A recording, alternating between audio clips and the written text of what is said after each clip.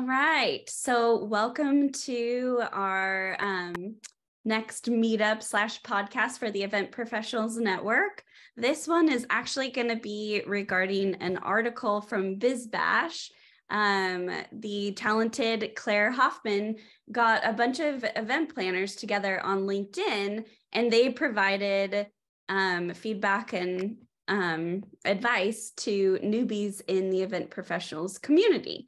So we're going to review that. And my guest today is Emily. Emily, you want to say hi and let us know what company you're with, how long you've been in the industry? My name is Emily. I am with Spaceup, which is a tech startup, and I am their senior event marketing manager, aka their event team. And I have been in the industry for 7 years. I've graduated and run into the advertising industry, and it wasn't my sweet spot. I also needed more cash flow. So I always worked events on the side. And then I was like, oh, this is a real job. I can do this. I can be in this. And that's how I've done it. And I'm excited to go through the list because you have those moments of reading things of like laughter, but then also like, oh my gosh, I've been through this. I was on the opposite side of this advice. I needed this advice. Yes. And did everyone see that recent post in LinkedIn? It's very similar, kind of like, except for it's all about marketing. I commented a ton on it. So if you're my friend on LinkedIn, sorry. It popped up. It was hilarious. I should put it in the Event Professionals Network, but it's all about like marketing and being in marketing in general and all the crazy things that we go through as marketers dealing with managers. Like my example was like this guy gave a bunch of examples. He goes, what's your sixth example? And I said, mine is the launch is ready. Go, go, go. We're good. Let's do it. And then 2 seconds later, we'll scratch the whole launch, pull it down. So if you haven't read that whole string in LinkedIn, that was equally as amazing as the string that Claire put together, you should, because it was hilarious. And we also have some other guests here. So we've got Tracy and Abby and Cindy and Mia and Jennifer. Hi, Jennifer. Hi. So folks are going to also chime in as community folks, some newer to the industry and some people that have been here for a very long time. So collectively, lots of advice coming your way to the community. So I am going to share this link here from the BizBash into the chat, just in case anybody wants to take a look. And I'll also link it on the YouTube page when everybody's watching this. But we are going to go through the BizBash article here. And the cool part of what I loved about this is she pulled almost word for word everybody's advice. People from large agencies, internal, all sorts of stuff. So I just loved how she pulled everything together. And if I can, I'll try to find her LinkedIn post as well, because it had even more things to discuss. So we're just going to go through each one just for fun. And if you have any others to add, I'll give folks an opportunity to do that as well. So the first one is a really small detail, but one of those things that is important, just has to do with registration. So registration as a newbie can be really scary because you have to figure out how to get everybody registered, what information you want on the badge, what you want that badge to look like. But her point was that they need to be double-sided because they flip back and forth. I have one more other tip on that. Make sure your badges aren't too long and doesn't have too much white on them if it's a multi-day conference for your newbies, because they get nasty. So imagine your name badge is like hanging down as people are going through the food and beverage line, or they get coffee and stuff on it. And it gets pretty gross. So keep in mind that humans are kind of doing a lot if it's a multi-day conference. Anybody have any other things that have to do with like registration, cool tips or reminders or name badges, lanyards? Yeah, I definitely think, well, like you said, as a newbie, registration is very terrifying. It's also the first real point of in person that your attendees see. So if it's a pain in the butt, their day is started off like that. So having it as smooth and easy as much as possible, but also like really utilizing the space that's on there. Like, what are you including? What are the top questions? And I think like something like Wi-Fi, if that is already on the badge, that's the easiest thing to do. A QR code to be a floor plan, anything that is your most top questions. If you can answer them on the badge, that's going to save you time and your staff a little less of a headache on site. Yes, for sure. And I will say for the newbies out there, don't wait until the last minute to think about your name badge details, because believe it or not, your team is going to spend way more time selecting things like a lanyard or the material or all that stuff. So I actually think that this needs to be one of the very first things that your design team starts to work on for your event, and don't wait until the last minute. Anybody else have any other tips? No? Okay. Let's see. So use this song to indicate the end of a break so that over the course of the event, people become accustomed to that cue to get people back into seats. So managing traffic, yes, is huge. So you can do that with music. You can do it with, they have those, hotels have the little musical instruments that they can go bing, bong, bing, bing, whatever. But I also think having a VOG, so it's like a voice of God schedule and script in advance, is going to be super helpful too. Emily, anything else to add on that one? Definitely agree. It is especially like a 3-day conference. I think at the last one we were at in KubeCon, they had like a ding, and I was just waiting to hear that for the end of the conference. And as soon as I heard it, I was like, this is my favorite sound ever. Yeah. Well, and people, especially after COVID, they want to connect, right? They want to talk. But we also, potentially have flown in or have invited like 50 to 100 or more speakers that are coming to this event. And so the last thing you want is for a session to start and have no butts and seats in that session. It just doesn't feel good as a presenter. So helping to get people there to fill those seats and make it feel full and exciting definitely will help you with a successful event. I don't know about you guys, but we definitely have multiple Dymo printers. So she says on this one, invest in a Dymo label printer for last minute and on-site badge printing, or just throw a Sharpie out, but definitely have a plan. I totally agree with that. Emily or anyone else have anything to add? Yeah. Cannot imagine going any other way. Yes. Yeah. And on-site printing is very common these days, but for the smaller event, another tip I have is always, if you're printing your own name badges, always bring at least that much paper for on-site, just in case somebody comes and it's like, oh, they don't like the way that it looks, or you have to reprint your entire batch, or you have a lot of people that register at the last minute because you just never know.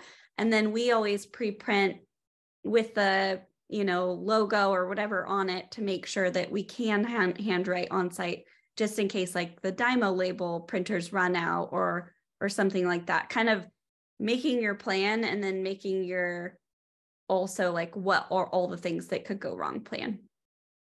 Yeah, definitely agree.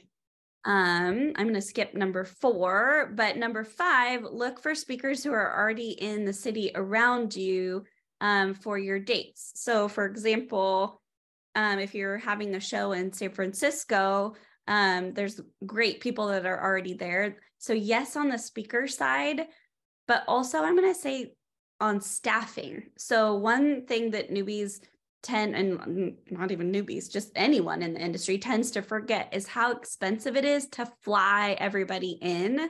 And if your staff are also speaking at your event, having a strategy and buy-in from your, your lead or executives that for this show, we're not going to fly in all these people from Europe or Asia or even from the East Coast, because then that puts your budget way over if T&E hits your budget. And that should also be one of the very first questions you ask your manager.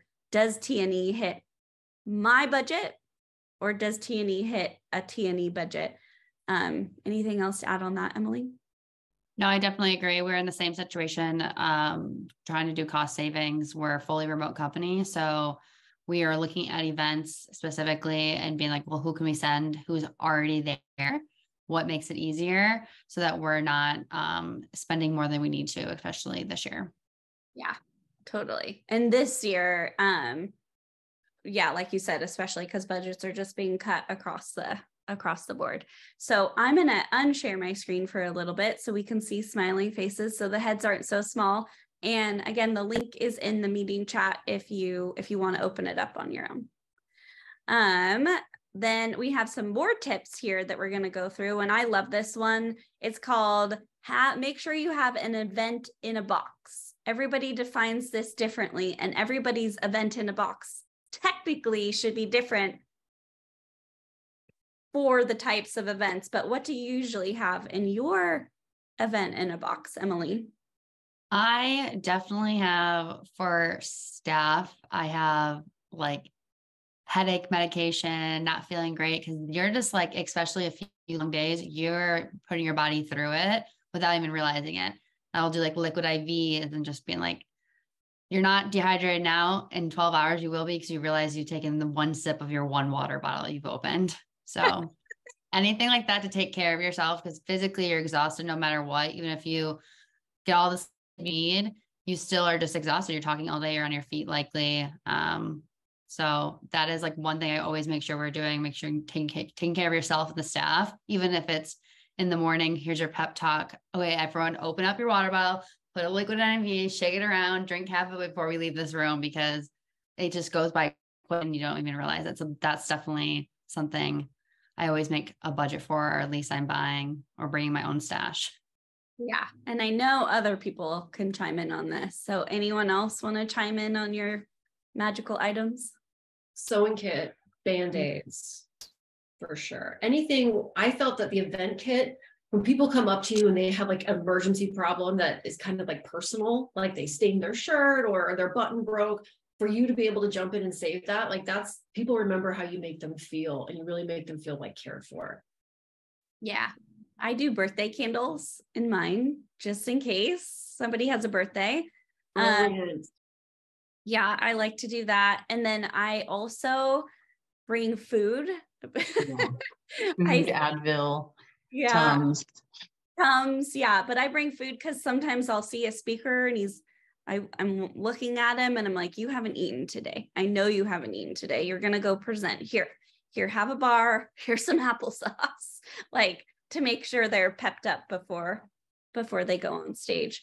Now let's talk about what you have in an event in a box for your events kit. So rather than us thinking about like, we're now taking care of people, what do you bring in your events kit? So like scissors, tape. Scissors, tape, that is such like a high priority, and you need it. And if you have it and someone else needs it, like you become their lifesaver. If you're like, do you have by chance Technic? And I was like, heck, I do, sis. And then like, you're the greatest thing ever. You're like, someone has saved me. So it's just like good to pass it on. Yes. I think the number one thing now is adapters. You just need a million adapters, extra power cords, power strips. I bring like a notebook or two for the sales team or somebody, because people are always like, oh, I need to write some notes. And I'm like, yep, here you go. I got you. I could actually share my events kit, everything that's in there. That might kind of be fun. Mia, would you or Slack me and say, Lisa, take a picture of your events kit. I'll just throw it on the ground and send it over. That'd be a fun Slack conversation in the Event Professionals Network too. Something that I tend to bring is batteries, which a lot of people wouldn't think would be a good thing, but we've had LED candles that have gone out, or like a remote for something go out. So I always bring AAA and AA batteries. So that's something that saved me a couple times. Yep. Yeah, and a clicker and a pointer. I brought those too. Yeah, I'll have to take a picture, and then you guys comment and say, Lisa, you're missing this brilliant thing, so we can all have all the things. Also on the event side, we do events in a box now. So for the newbies that are coming in, making sure that you have all those fundamental things, like you know what brochures you're sending, you know, if you have a table linen and that table linen has a steamer, please, or somewhere to make it look good when you put it up. And then that it matches the current branding, because a lot of the time, like somebody's just like, oh, we'll have this tablecloth, and sales just moves it from show to show to show, but now the branding's off and the PMS colors don't match. So kind of getting out all the stuff that whoever was there before you, get it out, make sure it looks okay. And then I do really like to have some sort of check-in inventory process. So at the end of a show, I usually take inventory of like what's in my kit, what's missing, what did the team we didn't think of at all, and what we need to order. Like maybe our pop-up messaging is off, and we wish that the team would have provided that. What other kind of event related or event marketing related items do you guys bring? I definitely think, one, going back to what you said, taking that inventory and doing it like fresh out of everyone's minds, like, hey, what did we need that we didn't have, or what would have been good to have to add? Because you think about that right away. That's something, because I feel like you walk away and a week later, you're like, I have no idea what I did last week from an event. Yeah, well, because you're on to the next one. Yeah. But I did, like, I saw it in a different, I think it was the first one. They said to print like extra signage with the branding, but like plain, so that you have an opportunity if you're on site and there's something that pops up, construction X, Y, and Z, bathroom closed, you can just put that on there. I've not done that. And I've definitely come into situations where I'm like, we're doing this, it's going to look crappy, but at least you can do it. It's on the fly, but at least it looks nice. Yeah. Yeah. And also knowing where you're going in the city, if there is a FedEx, if there is a Target, if there are some of those things that you can go get quickly, or if you should get it beforehand, just in case. Especially adapters. Because like if you go to a show and everybody's forgotten their adapter, and then you try to go where everybody's gone, there's no more adapters.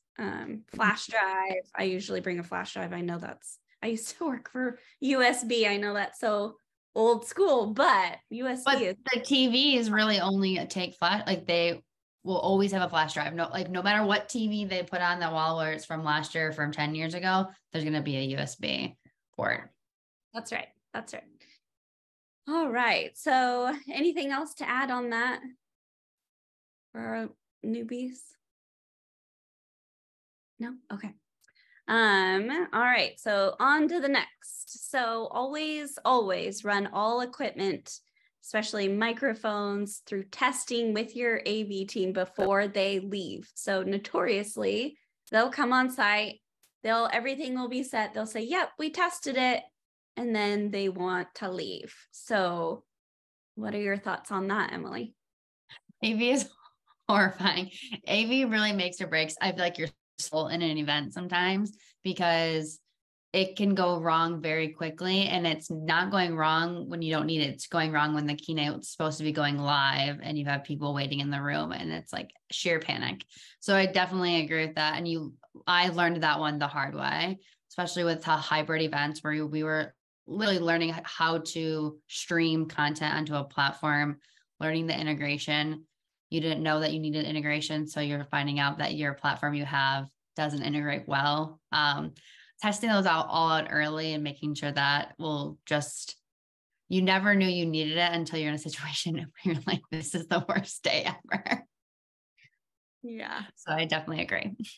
Jennifer, do you have something to add? No. Just commiserating, I mean, just lack of HDMI converters or, the right cabling, and, some speaker comes up and they're going to present in your booth. They don't have what they need and you're trying to get them set up and they have this like horrible cable and, No, we were that just cable's doing not that. going anywhere near my booth, but thank you. Well, and on like a main stage production, I always recommend that the AV team may think that they've tested the audio and it sounds great, but then you get up there and you're like, oh, it's way too loud, or it's way too quiet. So I always like to have someone at the front on the mic and then someone in the back of the room, someone in the corner of the room, just kind of making sure that you're good. Because yes, that definitely fails. And then also for the newbies, make sure you know what kind of mics your executives want, because the AV team might say, oh yeah, handheld, totally fine. And you're like, no. The execs come and they're like, what is this? No. And then some execs don't like the little, headsets like this. They don't want that. They're like, what are we? I don't want that. So they might want the little lapel.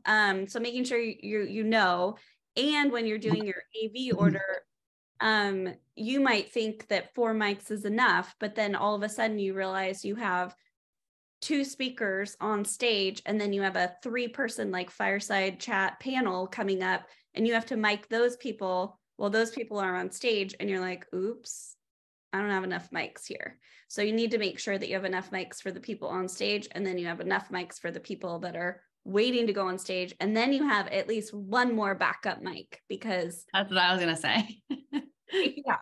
And the AV team's like, it's fine, our equipment's fine. It's like, no. I also want to give some tips on internet. Does anyone have any tips on internet? Because it's like in our industry, it's so relevant. I definitely, if you can swing it, I did an event yesterday and they had a Wi-Fi just for partners and a Wi-Fi for attendees. And it wasn't like restricted. They don't drop us when we get to the exit hall. It was just like, everyone wants to stay connected. So it was nice though, when you got there, other attendees got there, you weren't like, okay, there goes my Wi-Fi. I'm not going to be able to connect to anyone. So that was a good investment in my eyes. Yeah, for sure. I think like I was at a site visit in Vegas yesterday and I asked the venue, I was like, hey, we purchased the client had purchased the upgraded internet package. Well, I wasn't part of that purchasing. And I was like, okay, what does that mean exactly? The upgraded package. And they're like, oh, it just means that you have like really, really good internet. And I was like, okay, well, I need like numbers, like backing up, like, is it 3 devices per person?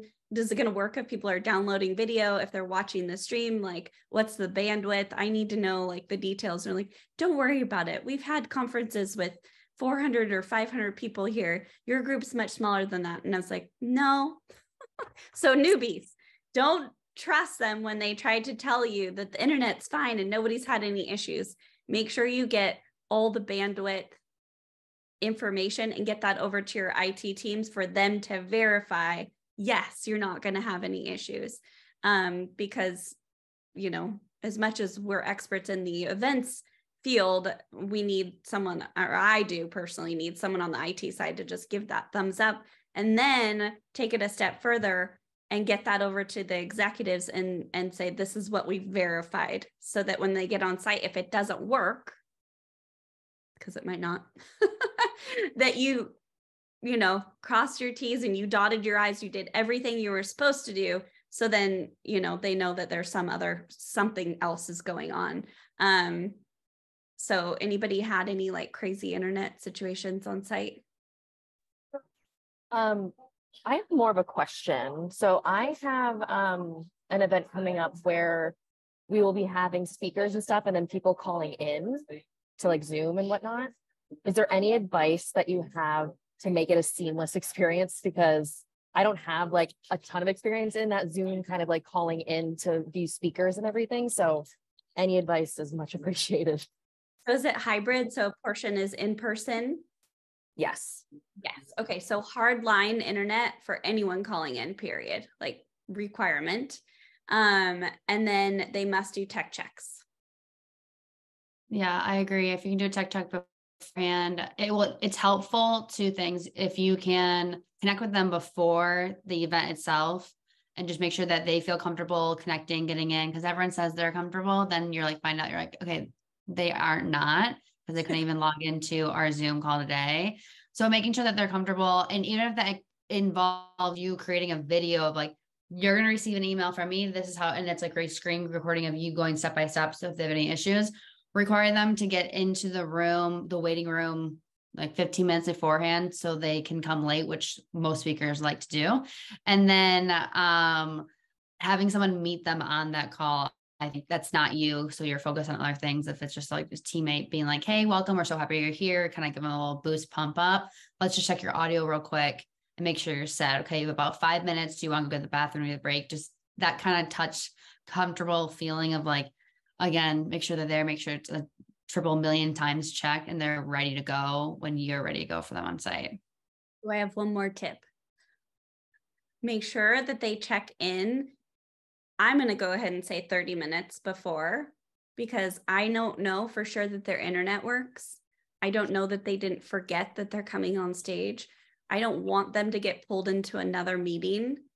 And then once they are here, you see them, tell them if they're going to go to the bathroom, give them an opportunity to go to the bathroom, but tell them they have to sit in their seat, camera ready, because the session could start early or it could start late. And I need them right there because the governor of Oregon, bless her heart, she's busy, right? And she was there. I saw her. And all of a sudden, the beginning MC of my event took 5 minutes instead of 15. And I popped it over to the governor and she was gone. There was no one in her seat. So I popped it right back to the I popped it right back to the MC because, you know, she begged for the 15 minutes because I was like, are you sure you need 15 minutes? Like, that's a lot of time. So I made, you know, we made it work. We popped it back to her and she was like, oh, okay, we'll be back. I'll be dancing. Yep, exactly. So she danced, pretend, you know what I mean, filled the time. Then I called the governor. Always have phone numbers, actually. Yeah, that's a really good one. Have them text you in the morning. Hey, I'm here. I'm alive. I tested my internet. Our team also does what we call whites of your eyes. So an hour before any production, our whole team gets on to make sure that their Wi-Fi is working properly. And then we can go have coffee. You could even shower, do whatever. And then we come into the speaker check-in later, just because if someone comes on, which this has happened to me before, my Wi-Fi didn't work. There was like fires in the area and my Wi-Fi didn't work. So I had to drive to my brother's house for production. So I could talk about virtual events. Thank you. Thank you. I appreciate it. Yeah, no worries. And you're in that Slack. So girlfriend, use the Slack. So we're all there. I love this one. So this gal, her name's Kara. Her next piece of advice is, if it's a multi-day event, switch your shoes from day to day. How many people bring 2 pairs of shoes to the shows? I'll bring 3. I'll check my bag to bring extra shoes. I've paid that price before. And I find the hotel rooms less and less have like tubs. So it's hard to like really soak your tired bones at the end of an event. So multiple shoes. Mm-hmm. Yes. And comfort over style. Like it's like, yes, those flats are so cute. But your feet need like tennis shoes. Like you are nonstop. Having a blister on the first day is not something you want to carry for the rest of the week with you. Yep. And if you have executives and you're required, like I think it was VMworld, I had to wear heels for a certain portion of it and a little pencil skirt. I'm aging myself. And the executives, they all had, they're all buttoned up. So I did for that portion, but I let the team know that for the main show, I was not going to be wearing that.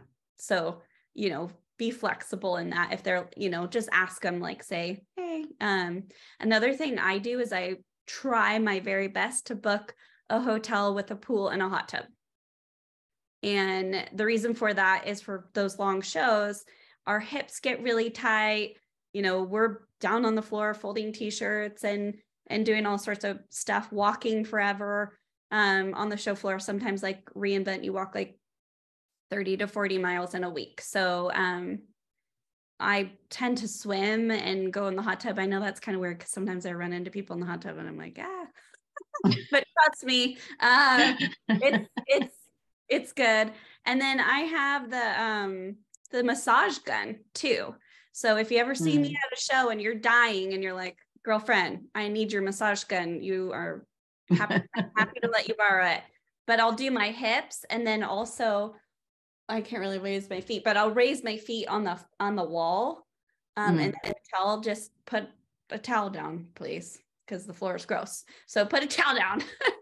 But I'll put my feet up on the wall for a good 5 minutes and just close my eyes, and getting all that blood down through your body will really help. Any other tips for, you know, taking wellness and stuff like that? We should actually really do a whole meetup on wellness.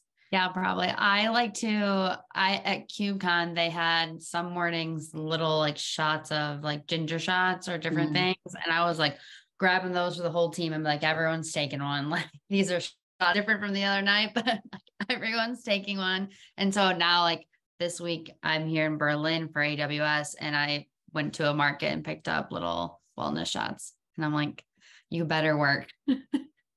Yes. And get your team Starbucks order too. That's what I typically do. If your budget allows for folks to go to Starbucks, I get their order and then I'll put it in early for pickup. That way I don't have to wait in the really long line if there is one. And then I just walk in, grab the order, and then it's ready for them at the booth, so they don't have to worry about it. Everybody, it just depends. Like if you have 20 people, obviously you can't grab the Starbucks order, but you could for your executive or your other coworker who's setting up the booth. It's nice to be able to do that. And make sure you eat. I know that a lot of people are, you know, especially if you're a newbie, you probably want to make sure that everything's going perfect, but make sure you do eat, you do take that break. And another tip, do you guys feel the pressure to like, I kind of feel pressure to be at the booth the entire time. And so my email inbox kind of gets like a wild, wild west at the end. And then I'm so overwhelmed with all these emails. Make sure you let your team know that you will be taking little breaks to go catch up on emails to submit orders for your next show. Otherwise, if you don't take those breaks and build them in and set that expectation for your team, you're not going to survive on the road. It's nearly impossible because you have a show after show after show, and you need that time to stay up on your work. No, I agree. And you have to put true limits on yourself when you come back to your hotel room. You cannot get online. There's maybe something you have to do, but you don't have to do everything that day. And making sure that the team, maybe who don't have any insight of what events look like, hey, next week's an event. Does anyone need anything right now from me? Because next week's going to be not a great time for me to do X, Y, and Z. So having that communication, I think, set up those expectations for other people who have no insight of how much goes into an event. Yeah. And let's face it, most of the people that are managing people in our role have no idea to be doing what it takes to do our role. It's like, it's fine. You don't have a show next week, but you're at a show this week. It's like, well, yeah, I don't have a show next week, but I have shows the next 3 weeks after that. It's like, well, you should be able to get it done in that week. It's like, okay. With all the time we have. How many of the group use booth shifts? Like when you ask people to work your booth, are you asking them to be there from dawn till dusk, or do you break it down into shifts? Definitely shifts. Both. This time for a day event, we didn't do shifts. We just kind of made it work. There wasn't that many staff, but for a day event, we did shifts, and it just a lot of people to be like, I'm going to go. And I'm like, okay, great. Enjoy your day. Jennifer, what about you? I mean, it depends on how many people your company can actually afford to send. That's true. Mm-hmm. So in the early days of the startup where I work, we worked it all day. I didn't leave the booth because, you know, you're still learning your team and you're still not sure you can trust those SEs to pull people in and be, you know, really supportive and welcoming. So I think that is kind of the limiter once you know, get larger and you can afford to send, you know, an adequate number of people in which to sort of have these 4-hour shifts. And that, I mean, that is a luxury that we have now. Yeah. It really is. So, I mean, we worked people hard, and I mean, I had guys who, you know, were like, I need to eat. I'm like, okay, well, take a break, be an adult, you know, taking a break, go eat. That's fine. But, you know, come back here because we do not have coverage. The other thing I would say is that we would try to do is, even if we couldn't let people off, we would have a floater. And so that floater then can break people to, you know, for bio breaks and, you know, just mental health breaks and that sort of stuff. So for what it's worth, that's, to me, that's really your limiting factor a lot of times. Yep. And you can look at the online agenda, and if there's downtime, if there's downtime, that would be a great time to kind of let people have those breaks. So in advance, you can take a look, or even ask the event organizer, like, hey, we have very few staff that are able to come. When would be the best time for us to not have like a full, you know, blown booth staff? And they can help guide you on that. All right. Let's see. So the next one is prep your speakers, even seasoned speakers, to make sure that their content is brand friendly. They're using the right fonts. Their slides are prepped and ready. Yes, all of that. Anybody have any tips for managing speakers and making sure they're good to go? I give anyone props who does this day to day. Yeah, I was thinking, because they're all different, right? Some don't want to be overmanaged, and it's fine. Some don't want to be overmanaged, and it's not fine. I need to be managed. I would say giving them, my biggest tip for the newbies is, you don't know these executives. So making sure they understand from their hotel to the venue, to the registration line, to the meeting room, how much time that's actually going to take. So for example, at a big conference, to get from their hotel room, maybe 10 minutes, but it could be a very long time in the lines, depending on how big the show is. So these executives are busy, they're on meetings, they've got a lot of things going on. They don't always pad in the time it takes to actually get somewhere. And then usually those speakers are required to get there early, and they almost mostly don't pad any of that time in either. So that would be my number one tip. I think another one is just that you don't know, you might know them, you have their bio, you have their photo, you have them ready to go. Being as professional as possible the entire time, because their experience with you, they will speak volumes. If they feel like they've been taken care of, they feel like they got they were set up for success and they had a great talk, they are going to want to come back and do that again. And sort of continuously be professional, be gracious. Thank you so much. We appreciate you doing this, X, Y, and Z. Wouldn't hurt the situation, I would say. Yeah, I think another one is setting realistic timelines for your speakers. So, for example, say you have an event in June and you want to pre-record or do a bunch of stuff and your speakers aren't set. It's not super reasonable for you to say, okay, well, we're going to select you this week. You're going to record the next week. Then I'm expecting you to attend this session and run the Q&A. You know what I mean? Like, come together as your team. And yes, that might be doable. And at some reasons or cases that might have to be the way that it is, but making sure your team fully understands all of the intricacies of what it takes, you know, to get them set up for success if they do pre-record or whatever the production side is, but making sure they have time to build that content and also get their own work done. They might have vacations coming up. Heaven forbid, they might get sick. So building in a little bit of padding for them, and they're basically doing the customer a favor. So making them feel valued and not rushed, I think, is sometimes something that people miss. Mm-hmm. Another one for me, it might be very straightforward, but if you have locked in a speaker, you have to send them an invite so that they can accept it and block their calendar, because they will not do that themselves and they will book themselves on something else. Yes, for sure. And if you're doing virtual events, making sure that they understand tech checks are required. It's not, and your executives need to know and support that. Unless you want a wild, wild west virtual event, the tech checks must take place. Let's see. Know that little tweaks, this is her next advice, little tweaks can have a big impact, like red versus white beverage cups affecting coffee taste. Ooh, I've never had that.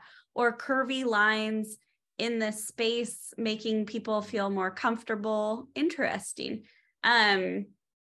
So I've never had, but I guess, yeah, I mean, coffee, if you do like deluxe coffee and it's going in like a styrofoam versus like a paper cup, that could impact it. So yeah, the little details are really important. And I think that's what makes events shine. But what are some examples of that on your guys' side of the little details mattering? Giving out swag that you can take home at an event. I have had some swag given out that actually turned out to be a weapon, according to the TSA. And so when you get to the airport, the garbage can before is just filled with your branded swag. So just double checking that what you're giving out is something that people would be willing to put in their suitcase and legally can. Yes, especially with international. Jennifer, I think you were going to say something too.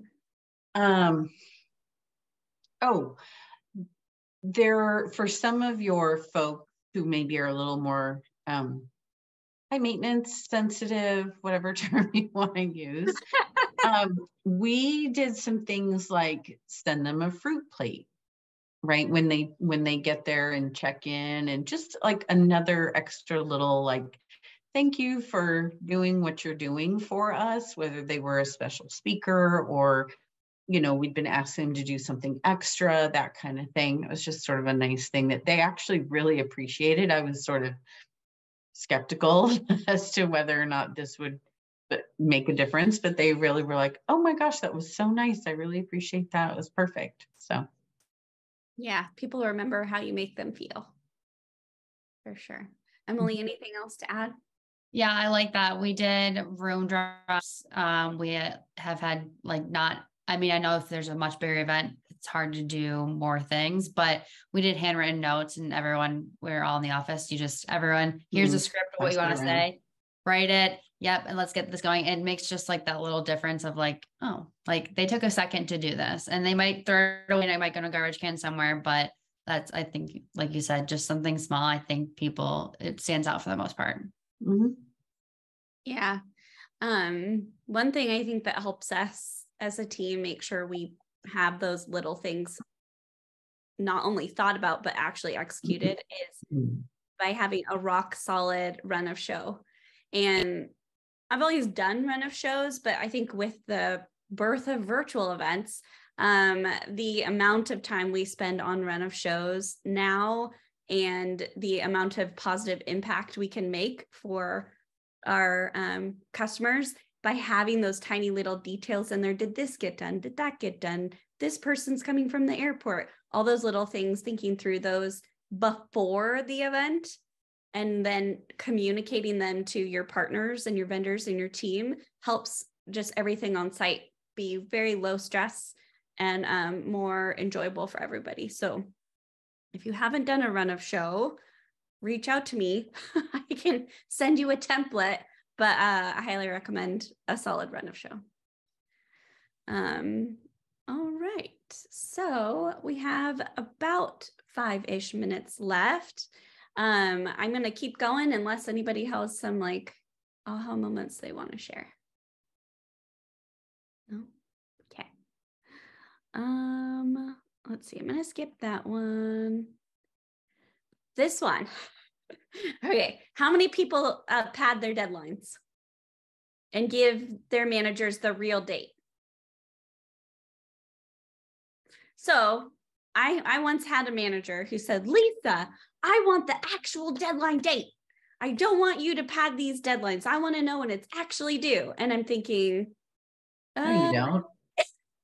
if I give you that date, you're going to miss it. And then all the other deadlines are going to suffer. So Rachel here says, assume nobody is going to ever meet the deadlines you set and add anywhere from 3 to 5 days of buffer across the line for everything.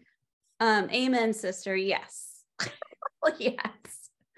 Anything to add on that? How much do you guys pad, and do you pad certain things more than others? Definitely always pad, even for myself, because you get sometimes so lost, or you have a sick day, you're out. Like I've looked at days like, oh my gosh, I'm so scared for something. I'm like, oh wait, I've padded this for myself as well, for just things that pop up. But yeah, some managers want to know when the real date is, but sometimes you don't trust them. You're like, I'm fine. I have access to the portal. I know the real date, but you're why I'm padding this is why this is happening. Yeah, I think design, anything that impacts money, I pad more.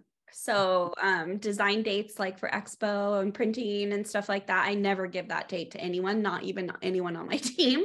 I always give them a different one, because if you get those things in late, then you don't get the discounted price. So those are contracts. Yeah. Mm-hmm. Yep.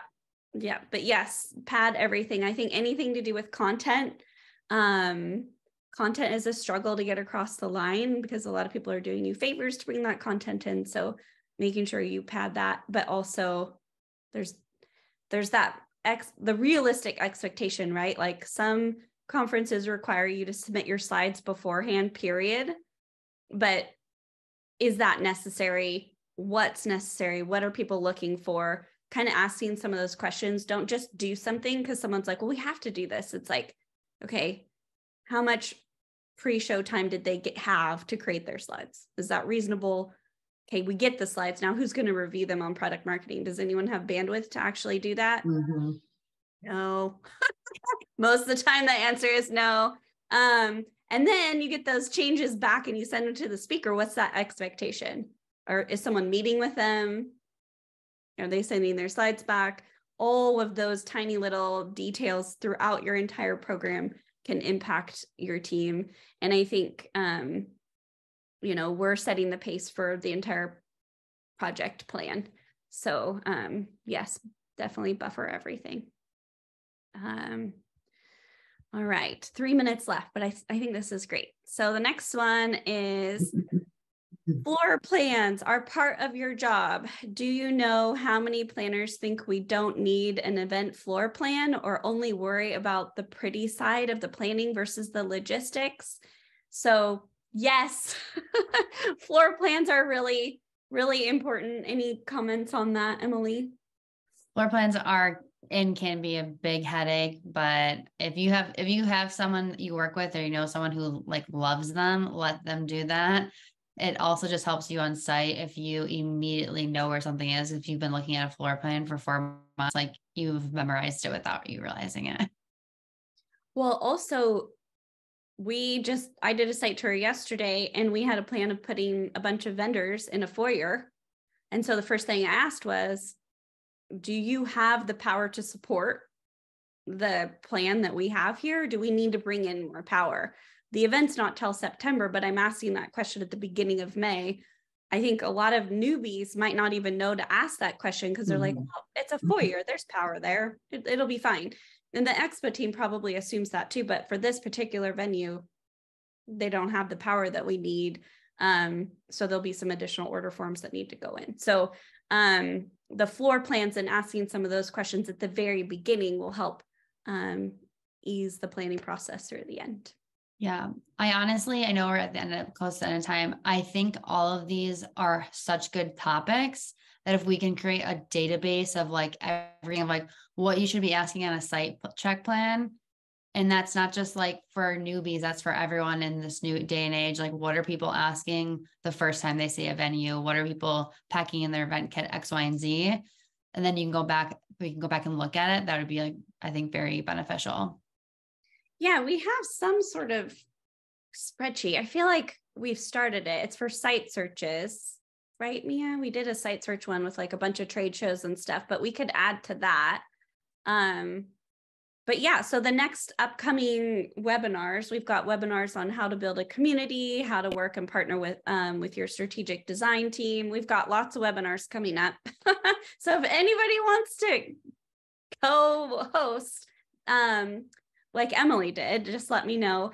Or if you have other topics, like I definitely want to do one on work-life balance and how to take care of yourself at shows, and right before a really big user conference, how do you take care of yourself? How do you make sure you're delegating to your team, or understanding when your team's underwater? What do you do? Those types of things. But thank you, Emily, for your co-hosting. Mia, thank you for taking notes, and to everybody else, thank you for joining. If you have any feedback, how we can make these better, let us know.